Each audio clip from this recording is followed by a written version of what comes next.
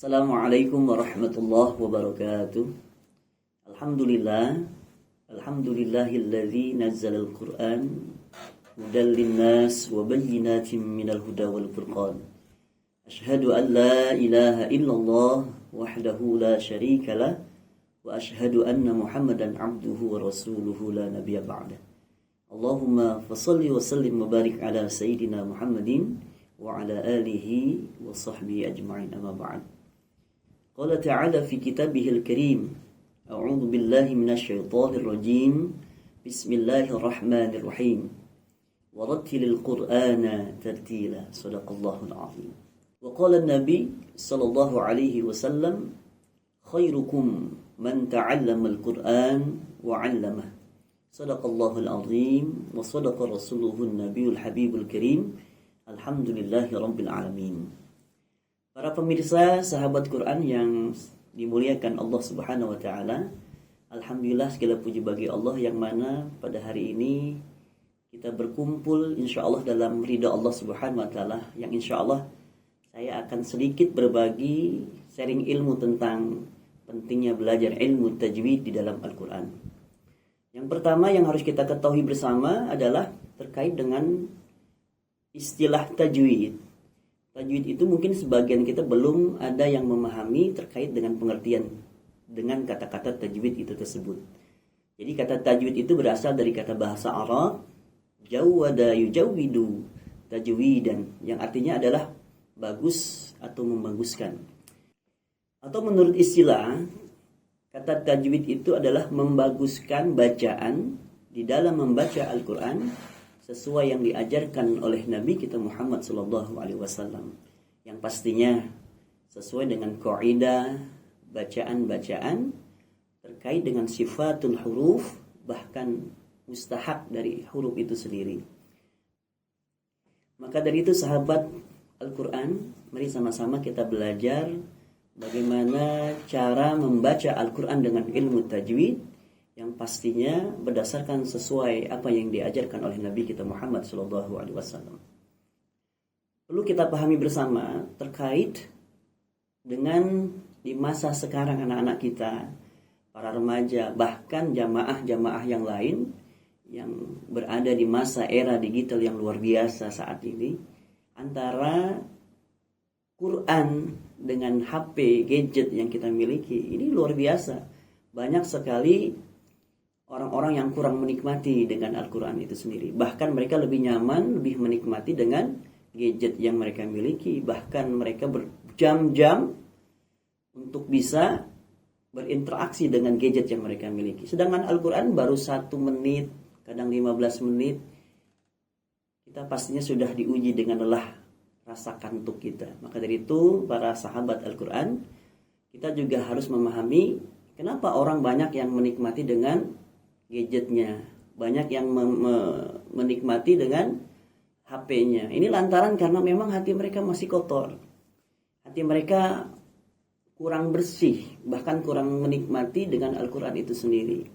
Yang mana sebagaimana yang disampaikan oleh Sayyidina Utsman bin Affan, "Lau tahurat qulubukum ma syabi'tum min kalamillah." Kalaupun seandainya hati kita bersih, hati kalian, hati kamu semuanya bersih, maka tidak akan ada rasa bosan, tidak akan ada rasa lelah di dalam membaca Al-Quran ataupun kalam Allah.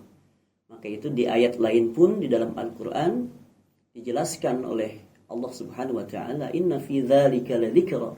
Sesungguhnya Quran itu sebagai peringatan bagi kita, petunjuk, hidayah. Cuma kepada siapa dulu? Kepada liman kana lahu qalbun. Bagi siapa? Orang-orang yang mempunyai hati.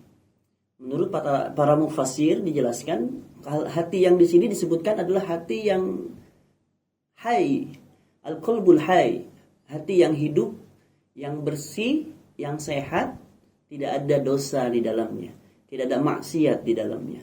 Maka itu para sahabat Quran, mari sama-sama kita berusaha untuk menghindari dari segala hal-hal yang membuat kita menjadi bosan di dalam membaca Al-Quran. Maka dari itu teman-teman semuanya sahabat Al-Quran, yuk kita sama-sama belajar terkait bagaimana membaca Al-Quran dengan ilmu tajwid yang sesuai dengan yang diajarkan oleh Nabi kita Muhammad sallallahu alaihi wasallam. Baik para sahabat Al-Qur'an, selanjutnya mari sama-sama kita memahami tentang pentingnya belajar ilmu tajwid. Kenapa pentingnya belajar ilmu tajwid? Karena sahabat Al-Qur'an semuanya yang dimuliakan Allah, di dalam membaca Al-Qur'an, bila kita tidak memakai dengan ilmu tajwid, maka yang akan kita dapati adalah kesalahan-kesalahan di dalam membaca Al-Quran.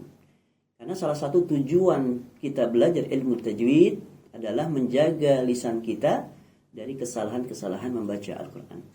Bahkan hukum dari kita mempelajari ilmu tajwid itu dihukumkan fardu kifayah. Kalau layaknya itu seperti bagaimana ketika kita mengurus jenazah di kampung kita, ketika jenazah itu tidak diurus oleh penduduk yang ada di kampung kita, maka satu kampung akan berdosa semuanya.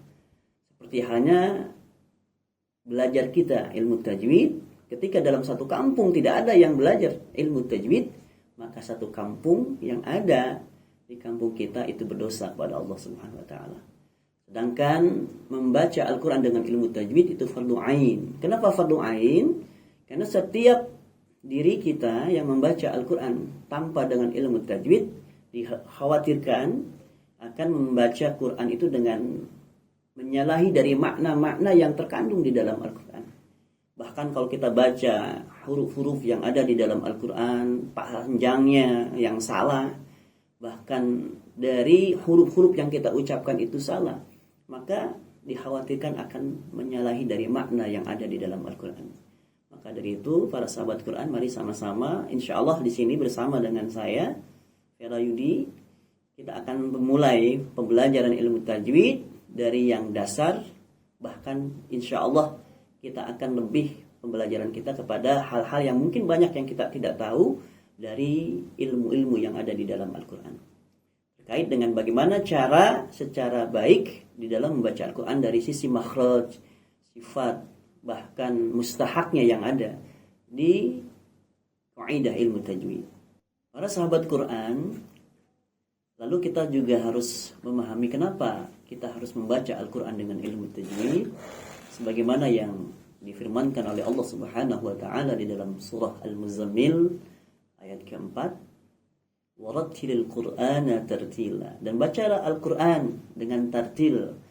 Nah, makna tartil di sini adalah dengan ilmu tajwid, dengan tahsin yang baik, dengan makhraj yang baik, dengan sifat-sifat huruf yang sesuai dengan haknya, bahkan mustahaknya. Jadi dari itu semuanya ini sudah diperintahkan oleh Allah kepada kita semuanya. Bahkan bagi orang-orang yang belajar ilmu tajwid, yang membaca Al-Quran, bahkan yang mengajarkan Al-Quran, mereka adalah pribadi-pribadi yang terbaik.